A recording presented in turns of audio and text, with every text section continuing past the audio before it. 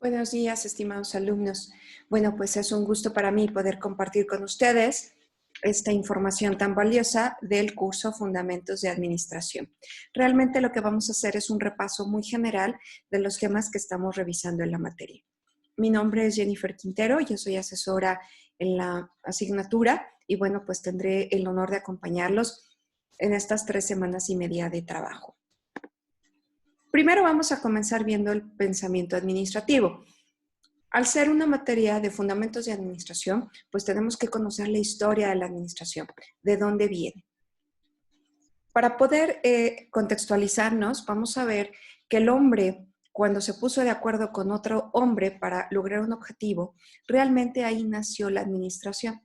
Porque, bueno, pues vamos a ver este proceso administrativo, que es planear, organizar, dirigir y controlar, aplicado. Imagínense ustedes con estos cavernícolas que se pusieron de acuerdo para cazar un animal, por ejemplo. Y entonces, pues planearon, ¿verdad? Se pusieron de acuerdo cómo lo iban a hacer.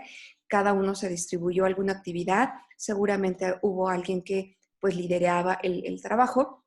Y al concluir, bueno, pues evaluaban cómo lo habían hecho, si habían logrado el objetivo, si no había funcionado, cómo podían hacerlo mejor.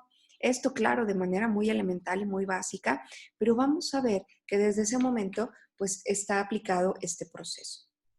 ¿Qué pasó con los hombres sedentarios, nómadas? Estos cavernícolas que viajaban y caminaban, no tenían un lugar base, descubren la pesca, la agricultura, la ganadería, se vuelven hombres sedentarios y entonces ya se quedan en un lugar en específico, hacen sus casitas y entonces empiezan a realizar otras actividades que les permite pues tener una mejor vida, ¿verdad? Ya no estar vagando.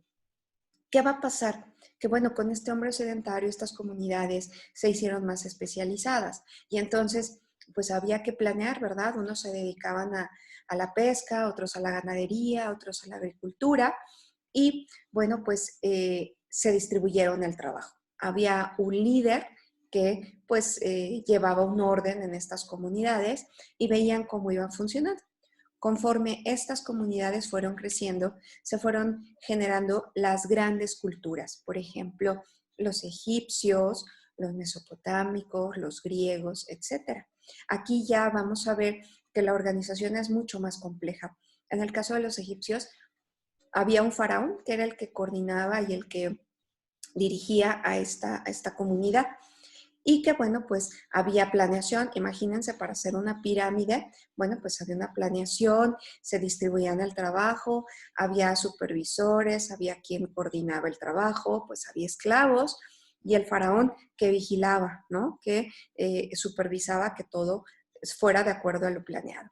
Y finalmente, cuando concluían la pirámide, seguramente las primeras pirámides tuvieron muchos defectos, pero fueron mejorando conforme se van dando cuenta de aquello en lo que pueden mejorar, ¿verdad? Entonces vamos a ver que estas grandes culturas ya empiezan a dar principios mucho más específicos de administración. Por ejemplo, los egipcios de supervisión, ¿no? De distribución del trabajo. Los griegos también fue otra cultura que dio grandes aportaciones. Y bueno, ¿qué es lo que va a pasar en Europa? En Europa va a llegar una cultura en específico que fueron los romanos. Ellos en lo que eran especialistas, sobre todo, era en esta parte de conquistar, ¿verdad? La parte militar. Y entonces conquistaron casi toda Europa, gran parte de África, y bueno, pues ellos, imagínense la administración que requerían para controlar todos estos territorios. Debían de haber planeado muy bien, haber organizado, estaba pues el César, que era el que dirigía a todo el imperio, ¿verdad? Y veían qué funcionaba y qué no funcionaba y tomaban las correcciones necesarias. Aquí se dieron muchos principios de administración, sobre todo por el control que requerían para todos estos territorios. Desafortunadamente, cuando Roma cae, bueno, pues ellos cuidaban los caminos y los lugares donde habían conquistado, pues hacer los militares mantenían el orden. Pero ¿qué pasa cuando cae? Bueno, pues cuando cae ya no hay quien cuide estos territorios, ya no hay quien los proteja y entonces, bueno, pues empieza la delincuencia. ¿Y qué es lo que hace la gente? Que, bueno, se va a reunir en feudos. Estos feudos que van a ser regularmente murallas para proteger a la gente que vive en estos lugares y que, bueno, van a vivir en pequeñas comunidades. Aquí hay planeación, hay organización, se distribuyen el trabajo, hay pues los artesanos, los agricultores, los carpinteros, etcétera. Y hay un señor feudal que es el que dirige este feudo. Y obviamente van viendo qué les funciona o qué no les funciona. Al crearse estos feudos, vamos a ver que llega otro sistema que son los grandes reyes. Estos reinados en los cuales van a tener o van a asumir el control de muchos feudos o de un territorio mayor. ¿Para qué? Pues para poder atender a estas personas que viven en estos lugares. Ellos empiezan a ver por la protección, por la seguridad, y hay una parte militar que, bueno, pues va a proteger a estos territorios en los que ellos reinan. Pero ¿qué va pasando con el tiempo? Bueno, pues desafortunadamente algunos reyes pues abusaron, ¿verdad?, de la autoridad, o bien pues ya hubo inconformidades de la gente de que ellos pues no podían tener el poder. La verdad es que también en algunos casos sucedió esto, y entonces vienen grandes pensadores como sobre todo en la Revolución Francesa, que, bueno, pues van a hacer la propuesta de otros sistemas de gobierno. En el caso de nuestro país, vamos a ver una organización muy en específico. En la época prehispánica, estas culturas pues tenían una forma de gobernar. Había planeación, había organización, había dirección, obviamente había control. En la época colonial también se da esta parte y, bueno, pues vamos a ir viendo que se va a aplicar prácticamente en todo el mundo. En el caso de Europa, como les decía, en la Revolución Francesa, vienen estos pensadores, derrocan a los reyes de Francia y se da otra revolución en 1760 y 1840, que fue la famosa Revolución Industrial. En esta revolución no hubo armas, sino que hubo una especialización del trabajo. ¿Qué pasó? Los grandes reinados caen y entonces pues queda desprotegida la gente también. Y entonces lo que decide es irse a las grandes ciudades, a estos centros donde, bueno, pues hay muchas más opciones de trabajo, hay otras oportunidades, ¿verdad? Y entonces pues se van a estos lugares y empezamos a hacer una producción en masa. ¿Por qué? Imagínense que toda la mayor parte de la gente empieza a llegar a un solo lugar. Un artesano que hacía 10 pares de zapatos a la semana, ahora tiene que hacer 200. Pues es imposible. Entonces se empieza otro sistema de producción que es en serie, y, bueno, pues viene la revolución industrial. Es hasta este momento cuando realmente nace la administración como un área de conocimiento. Aunque siempre existió, como lo hemos visto, realmente es cuando ya la identificamos como una disciplina. Y esto se lo debemos a Frederick Wilson Taylor. Él fue un americano que dice que propuso que la administración era una filosofía y que debería de ser un área de conocimiento. Por eso lo conocemos como el padre de la administración científica. Él dio algunos principios, sobre todo para la mano de obra y ahorro de materiales. Hizo un estudio de tiempos y movimientos. Aquí, bueno, pues nos vamos a contextualizar a que lo que necesitábamos era producir en masa y muy rápido. Entonces, él hace un estudio y hace ciertas propuestas para mejorar tiempos. Hablaba de la selección de obreros, de los métodos de trabajo, de los incentivos, de la especialización, de la capacitación, que aunque trata algunos aspectos del capital humano, finalmente sí se enfocó más a la parte productiva, sobre todo en el contexto en el que le tocó vivir, ¿no? En estas grandes fábricas. Tenemos también a Henry Laurent Gantt. Gantt, bueno, pues hace una propuesta de una gráfica que lleva su nombre y que nos permite ver las actividades y cómo las vamos a ir realizando en los tiempos. Él hacía la propuesta de que se necesitaba un sistema de remuneración adecuado y, bueno, implementa algunos métodos de capacitación para los obreros. Tenemos otros autores que son Frank y Lillian Gilbreth. Ellos fueron discípulos de Taylor. Hicieron una propuesta mucho más especializada del método de tiempos y movimientos. y a ellos les debemos los diagramas de flujo, es decir, estos símbolos que nos permiten ir viendo cómo realizar las actividades, ¿verdad?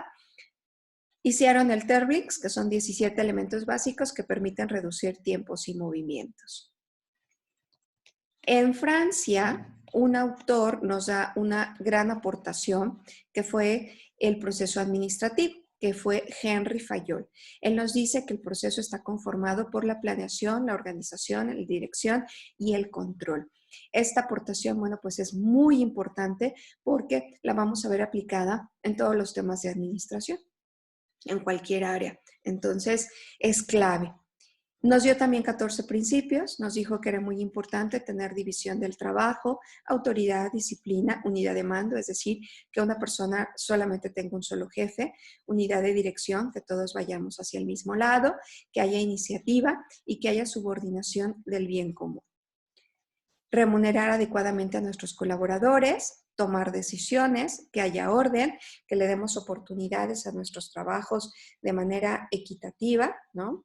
La estabilidad en el trabajo, que no los estamos corriendo y que haya espíritu de trabajo.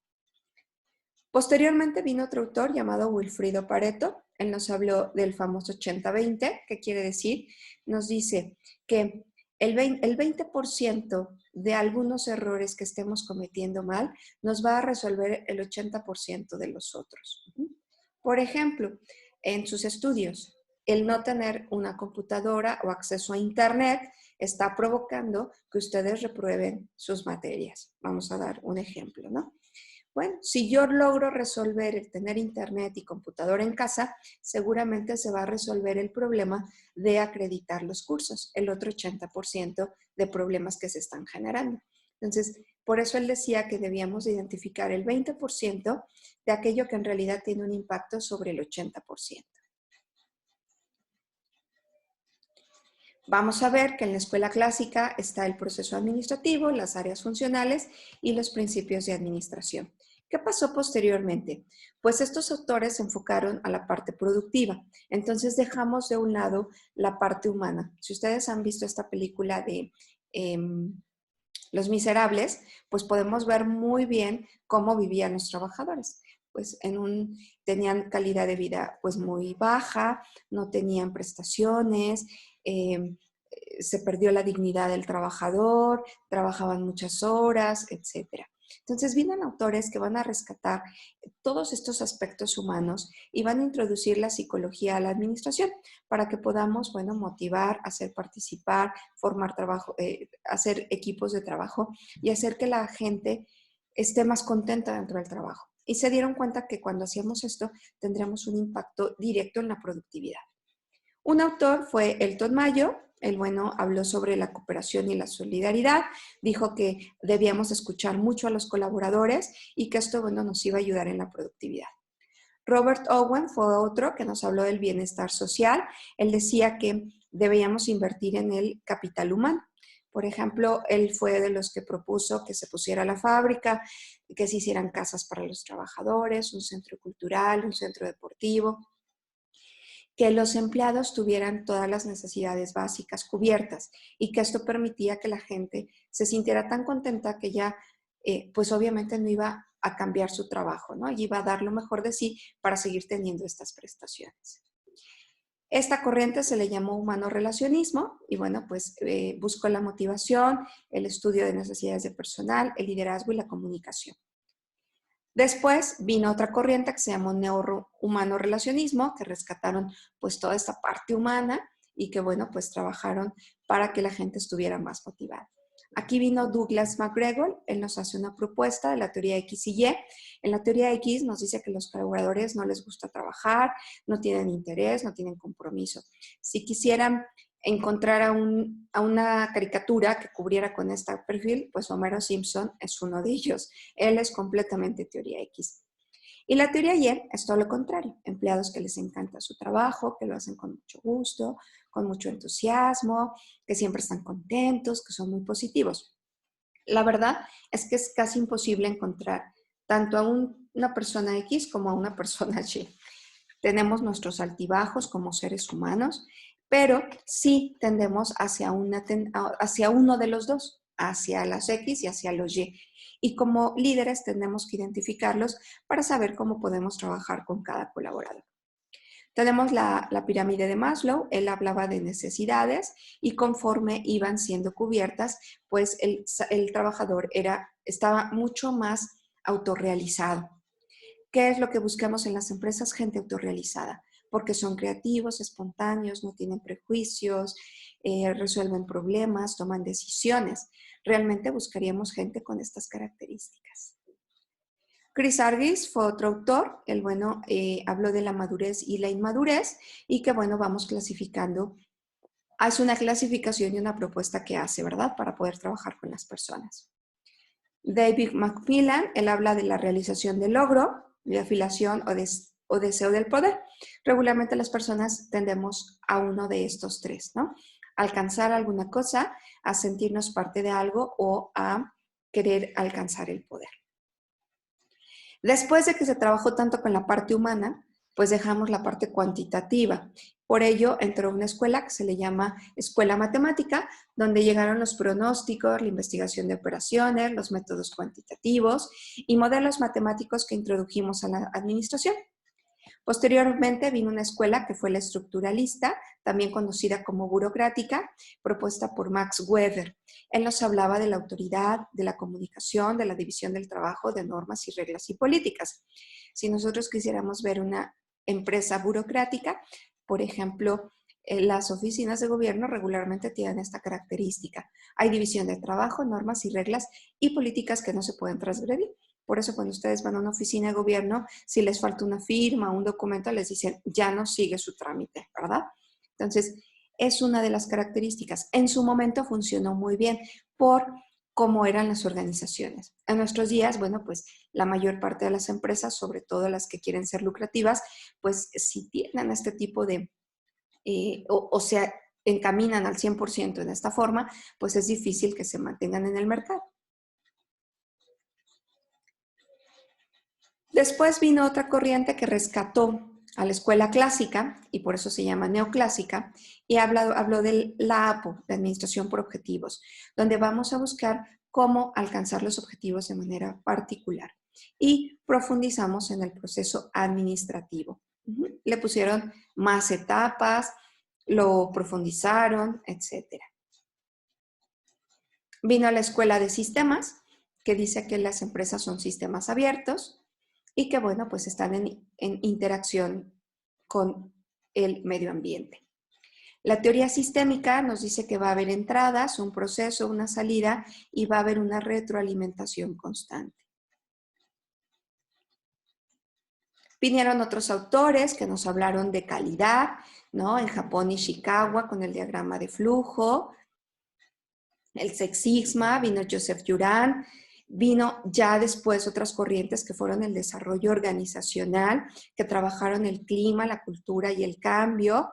Vino la planeación estratégica, donde incluimos sobre todo misión, visión, objetivos, la filosofía organizacional.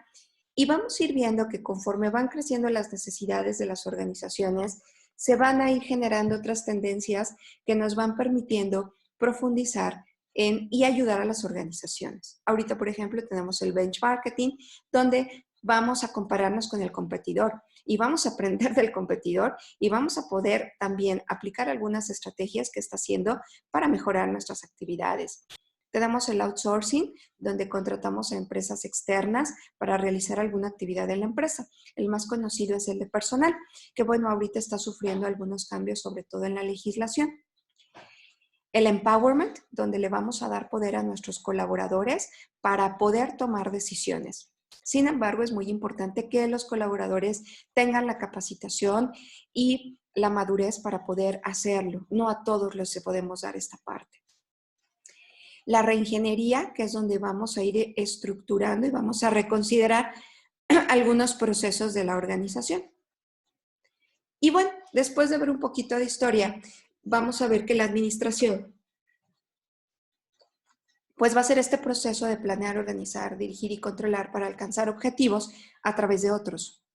Se va a dar en todos los organismos sociales, por muy pequeños que sean. En su familia hay administración, buena o mala, pero hay administración, hasta los grandes corporativos, ¿verdad? Se va a apoyar con diferentes áreas de estudio, sin embargo, va a ser un área de especialidad, va a ser un área de estudio muy específica y que, bueno, pues en las empresas generalmente vamos a establecer jerarquías dentro de la organización. La diferencia entre una empresa y una organización es que la empresa va a buscar un fin lucrativo y la organización pues va a ser un conjunto de personas que buscan algún objetivo en común y puede ser que no busquen un objetivo lucrativo. Por ejemplo, las fundaciones o las asociaciones de ayuda o las ONG. ¿Qué es el empresario? Bueno, el empresario va a ser un accionista, va a ser una persona que va a invertir en algún negocio y que, bueno, pues lo que va a buscar es una mejora económica, va a administrar recursos financieros, va a gestionar a la empresa, va a ser el líder, va a manejar conflictos, va a cuidar los procesos de recursos humanos. Es alguien que va a abrir una nueva organización para poder, o una nueva empresa, para tener un objetivo en común. Y generalmente, bueno, pues es la parte lucrativa. El administrador, en cambio, va a ser una persona que va a ayudarle a este empresario a dirigir su empresa. Generalmente cuando va creciendo, pues el empresario ya no puede darse abasto con las actividades. Entonces le delega a una persona que tenga liderazgo, que tenga los conocimientos y las habilidades para poder dirigir a la organización. ¿Qué habilidades debe de tener un administrador? Conceptuales, es decir, esta parte quizá es mucho más abstracta para establecer misión, visión, objetivos, hacia dónde vamos, como mucha visión. Las humanas, el trato con las personas, y las técnicas, que sepa hacer el trabajo, que sepa del negocio. Es bien importante que las identifiquen. Estas son habilidades, se las va a pedir una de sus tareas. Los roles los vamos a clasificar en interpersonal, que es que confiere, ¿no?, honores, que preside comités, que representa a la empresa. El líder, que va a motivar y dirigir al personal. El enlace, que va a hacer la comunicación entre las empresas. El monitor, el difusor, va a ser empresario, va a solucionar problemas, va a asignar recursos, va a ser negociador. Estos son los roles. Las funciones que lleva a cabo un gerente son planear, organizar, dirigir y controlar. Es importante que lo diferencie. Sus funciones son planear, organizar, dirigir y controlar. Sus habilidades son conceptuales, humanas y técnicas. Y sus roles son interpersonal, monitor, difusor, empresario, etc. En la tarea les pide, una de las tareas les pide esto, en las características del líder. Es muy importante que vean la clasificación y la diferencia entre una y otra. Vamos a tener la responsabilidad social y ética. Esta, bueno, pues es otra de las tendencias administrativas, así como al transcurso de la historia fuimos viendo que las tendencias pues se iban aplicando de acuerdo a las circunstancias de la empresa. Ahorita las empresas tenemos, y a nivel mundial, tenemos un problema de contaminación, de que estamos deteriorando el mundo. Parte de lo que estamos viviendo de la cuestión sanitaria, pues es por esta falta de responsabilidad que hemos tenido todos los seres humanos, ¿no?, para contaminar nuestro planeta. Entonces, aquí también van a entrar las empresas y se da esta tendencia, donde van a buscar tener un crecimiento económico sostenible, es decir, vamos a crecer económicamente, vamos a ser rentables, pero sin destruir el entorno en el que estamos. Van a fomentar los derechos humanos, que el trabajador tenga condiciones adecuadas para trabajar, que respeten el medio ambiente, que pues contribuyan a la paz, al desarrollo local del lugar en el que se instaura y que participen también en los procesos de educación, cultura y arte de los lugares en los que se encuentran. Vamos a ver tres ejes principalmente. El primero es los individuos éticos, es decir, cómo vamos a fomentar la integridad, la honestidad dentro de las organizaciones. El liderazgo ético, cómo vamos a dirigir a las empresas, ¿verdad?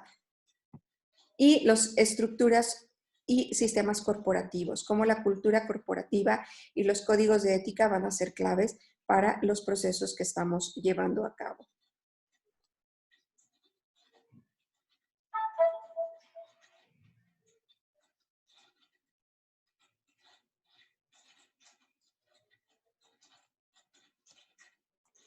Las áreas funcionales, vamos a ver que tienen áreas de apoyo, ¿no? Cada empresa las va a determinar. Vamos a tener, por ejemplo, capital humano, producción, finanzas, mercadotecnia y tecnologías de la información. Cada una de ellas vamos a ir observando que van a tener un trabajo en específico. ¿Qué va a ser importante aquí? En el trabajo les va a pedir un organigrama. ¿O cómo son los organigramas? Los organigramas nos dicen, aquí por ejemplo todas estas áreas tienen el mismo nivel por la línea. Si yo aquí pongo otra línea, quiere decir que el de finanzas es jefe de este. El de apoyo es staff, no tiene autoridad porque está solamente dependiendo de esta área. Es muy importante cuidar las líneas en cómo hacemos los organigramas en las empresas. ¿Qué tendencias actuales vamos a tener? Tenemos el coaching, que es este acompañamiento a los líderes, el Balance Scorecard, que es una tabla en la cual, bueno, pues nos permite revisar los avances que tenemos. El downsizing es cuando reducimos las estructuras organizacionales, es decir, quitamos niveles jerárquicos prácticamente.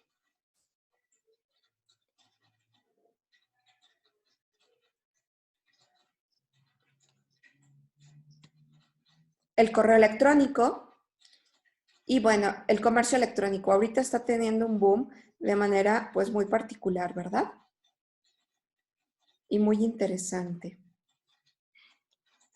La empresa virtual, esta empresa que nos permite pues ir viendo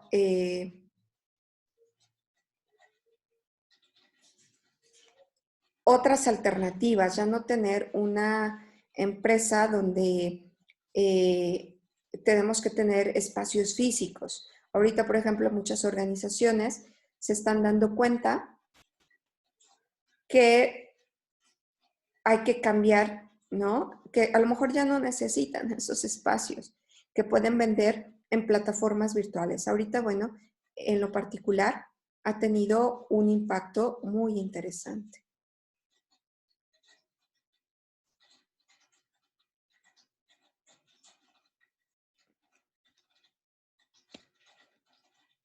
Ahora, vamos a ver las tareas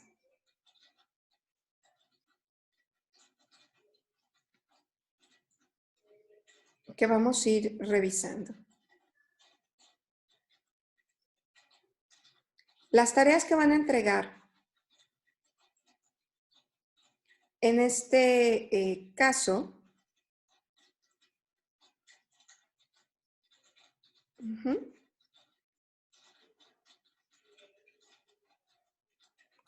son las siguientes. La primera es la de teorías administrativas. ¿Qué va a ser importante? En esta parte, bueno, les va a pedir en específico que ustedes hagan un cuestionario. Entonces, es importante que lo contesten, que revisen el material para que puedan dar respuesta correcta a las actividades. Van a hacer la segunda tarea, que es qué tipo de administración se aplica. En esta actividad les está pidiendo que describan algunos aspectos importantes. Les pide que digan si la teoría de Max Weber, la burocrática, puede ser una buena opción para la empresa. Es importante que la justifiquen. Les va a pedir los 14 principios de Fayol. En estos 14 principios de Fayol hay que poner de acuerdo a lo que se está aplicando dentro de la empresa. Si ustedes dicen, ¿sabes que nada más se aplican 7 principios? Ok, 7.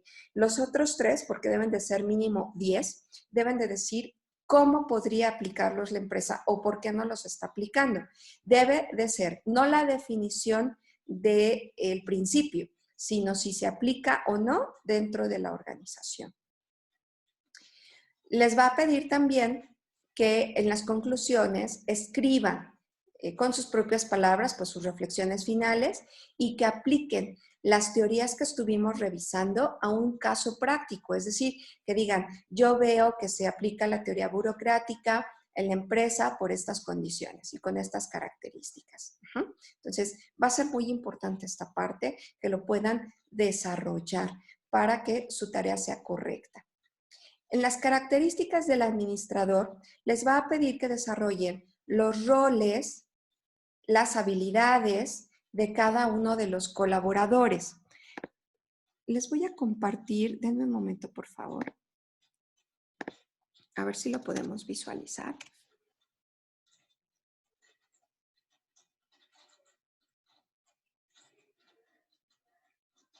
Denme un segundo, por favor.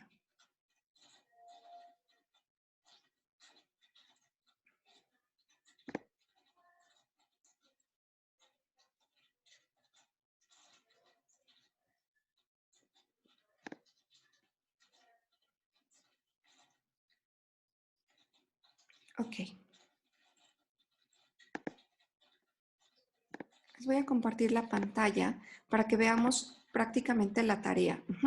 Aquí, por ejemplo, en la primera que les decía, van a identificar los 14 principios y los van a aplicar en la empresa y lo van a justificar. La de Weber igual. En la teoría de McGregor, ustedes van a identificar qué tipo de líder es el de la organización. Aquí es importante, no se puede decir es X y Y. No, o tiende a la X o tiende a la Y. No puede ser de los dos. Porque aunque no somos completamente X, podemos tener cosas X, pero tendemos más a lo Y. Entonces tienen que identificar si el líder es X o Y y justificarlo. En los cambios van a decir qué cambios van a ustedes a proponer, pero tienen que realizar un plan de trabajo. Yo les recomiendo hacerlo con una gráfica de Gantt, donde pongan actividades y los tiempos en los que se va a realizar, para que entonces tengan los cambios sugeridos y su plan de trabajo. Y van a aplicar las aportaciones de las escuelas a la aplicación de una empresa real. Es decir, yo veo la teoría clásica aplicada en Coca-Cola en estos aspectos, ¿no? Y veo que aplican el outsourcing en estos, y con sus propias palabras. Es muy importante que cuiden esto. Recuerden que el plagio está sancionado por la universidad de manera muy puntual. Si ustedes copian y pegan información, pierden la segunda oportunidad y su tarea es calificada sobre 0. Entonces, tendrán que reponerse con las calificaciones de las otras actividades para poder acreditar la materia. Entonces, no pierdan esta oportunidad y háganlo con sus propias palabras. Además de la deshonestidad, bueno, pues no les permite alcanzar el aprendizaje que estamos buscando. En la segunda tarea, entregable, van a identificar los roles. Recuerden que los roles son monitor, líder, empresario, todos estos roles que revisamos.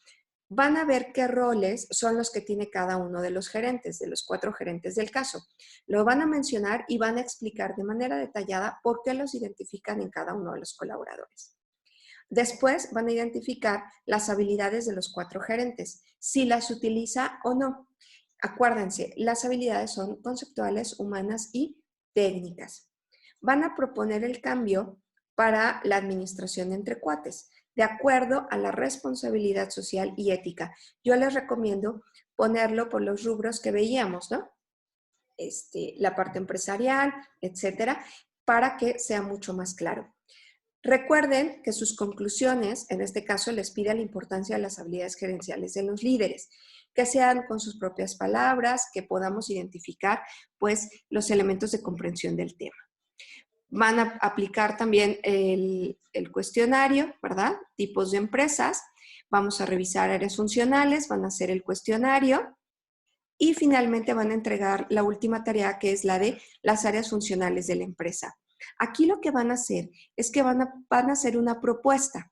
Van a incluir un organigrama y van a decir, bueno, del organigrama yo incluí estas áreas funcionales, el objetivo de su área funcional y las actividades que va a realizar cada área funcional.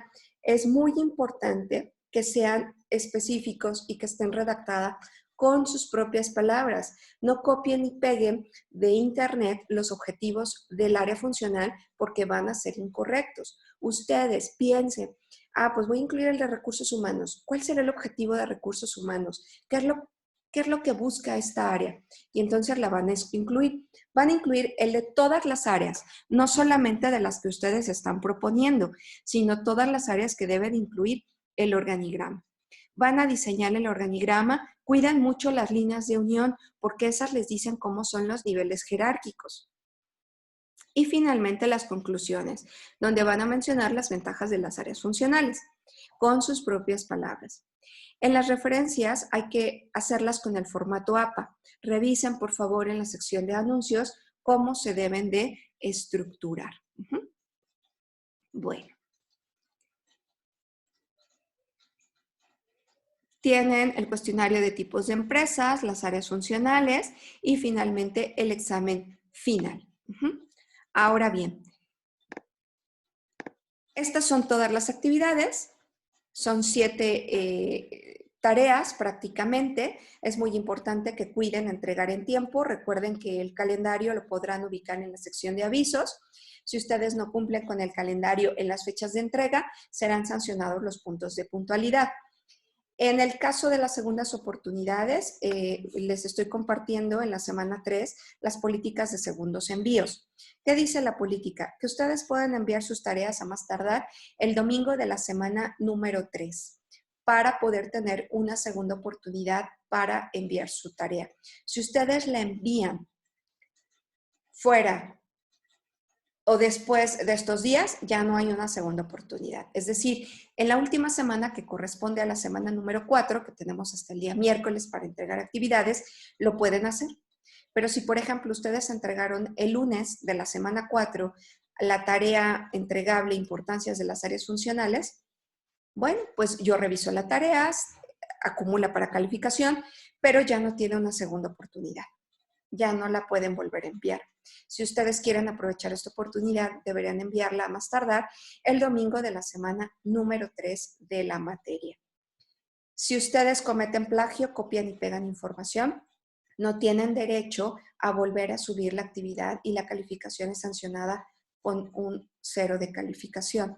Entonces tengan mucho cuidado y eviten esta situación. Si tienen alguna duda o inquietud, pues con mucho gusto yo quedo a sus órdenes para poder apoyarles en sus actividades. Les voy a agradecer también mucho que sean específicos en sus tareas, en sus dudas, perdón.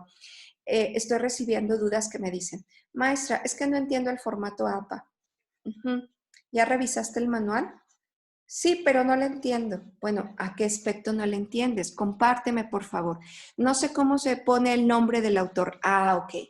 Bueno, el nombre del autor lo pones con apellido, coma y la primera letra de su nombre, solamente. Y posteriormente vas a poner el año en el que se publicó el artículo o el documento que él escribió. Entonces, por favor, sean específicos. Lean mucho el material de la sección de avisos. A veces es importante darse el tiempo de leer. Son estudiantes y requieren pues de esta habilidad para leer, para analizar, para reflexionar la información, para poder saber qué es lo que se está solicitando, porque finalmente en el campo laboral esto es clave para que desempeñen bien su labor. Entonces, por favor, sean muy específicos en sus dudas. Con mucho gusto yo les ayudo, pero sean tan amables de revisar muy bien el material antes y ahora sí hacer la duda muy clara y muy concreta. También es importante, revisen mucho los videos que les subo para que puedan apoyarse para la realización de sus actividades, para que sean mucho más claras, ¿verdad? Y cubran con los requisitos que estamos solicitando. Cuiden mucho los tiempos de entrega. Después del miércoles de la semana número 4 no se reciben actividades. No se reciben actividades por medio de correo o de cualquier otro medio que no sea la plataforma. Algo también que les recomiendo mucho es que revisen la retroalimentación que les hacemos los profesores de sus tareas.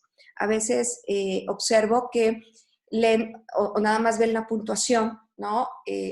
De lo que se les sancionó y no ven la retroalimentación. Entonces vuelven a enviar la tarea y sigue teniendo los mismos errores. Entonces no van a aprovechar realmente la segunda oportunidad.